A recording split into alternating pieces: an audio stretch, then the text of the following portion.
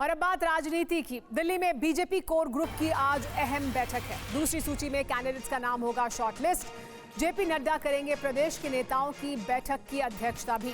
तेलंगाना, कर्नाटक, हरियाणा, महाराष्ट्र की बैठक भी होगी, यानी इन राज्यों में, क्योंकि इसमें जो साथी पार्टियां हैं जो एनडीए का हिस्सा हैं वो भी शामिल हैं, तो उन राज्यों की भी अब बैठक होगी और उनके बारे में भी बात होगी। महाराष्ट्र, तमिलनाडु समेत कुछ और राज्यों की भी बैठक संभव है, यानी राज्यों की बैठक भी होगी। जेपी नड्डा इसमें मौजूद रहेंगे, अध्यक्षता करेंगे। लेकिन इसके अलावा बड़ी बात यह कि कोर ग्रुप की बैठक होगी और दूसरी सूची में जो कैंडिडेट्स हैं उनका नाम फाइनल हो सकता है और वो फिर जानकारी निकलकर सामने आ सकती है।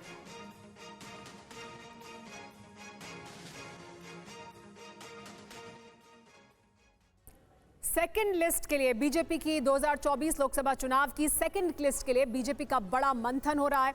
हरियाणा की सभी 10 सीट पर चर्चा हो रही है। हरियाणा के 3 सांसदों का फीडबैक ठीक नहीं है, ये जानकारी मिल रही है।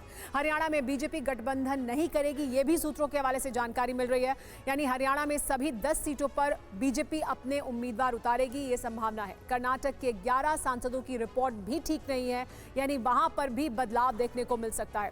बसवराज बोम्मई को टिकट संभव है, ये जानकारी मिल रही है। इसके अलावा ये भी जानकारी मिल रही है कि जगदीश शेट्टार भी उम्मीदवार बन सकते हैं। हासन और कोलार सीट जेडीएस को दी जा सकती है, क्योंकि जेडीएस साथ में है, गठबंधन में है, तो हासन और कोलार की सीट जेडीएस के पास जा सकती है। सूत्रों के हवाले से ये खबर मिल रही है। जेडीएस मांड्या सीट भी चाहती है। तो दूसरी सूची के बारे में जो बड़ी और अहम जानकारी टीवी9 भारतवर्ष के पास है वो हम आपको बता रहे हैं। हमारे साथ आनंद पांडे जुड़ गए हैं, उनका रुख कर लेते हैं। आनंद, ये तमाम जानकारियां निकलकर सामने आ रही है क्योंकि सबकी नजरें इस बात पर हैं कि अब जो दूसरी सूची आएगी उसमें क्या कुछ खास और अहम होने वाला है, किसका टिकट कट सकता है और किनको टिकट मिल सकता है। तो क्या जानकारियां आप तक पहुंच रही हैं, दर्शकों को बताएं।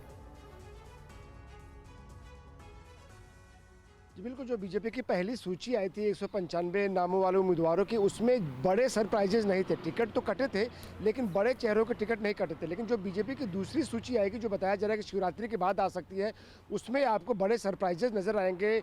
उत्तर प्रदेश की बात करें तो वहाँ से नजर आएंगे, महाराष्ट्र से, कर्नाटक से और उड़ीसा से और साथ ही साथ हरियाणा से। इन राज्यों से आपको बड़े सरप्राइजेज नजर आएंगे, जिसमें से कई बड़े चेहरे हैं, उनके टिकट कट सकते हैं। और जो आज कोर ग्रुप की बैठक होनी है, इस कोर ग्रुप की अध्यक्षता बीजेपी अध्यक्ष जेपी नड्डा करेंगे और उनके साथ गृह मंत्री अमित शाह भी मौजूद रहेंगे। ये बैठक जो है शाम 6 बजे के बाद शुरू होगी।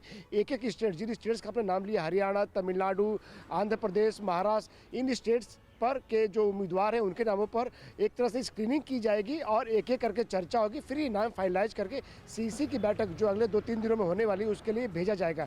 और कर्नाटक की अगर हम बात करें तो कर्नाटक में जैसे आपने बताया कि 11 से 12 जो सांसद हैं उनकी रिपोर्ट ठीक नहीं है, यानी कि उनका टिकट कटना तय है।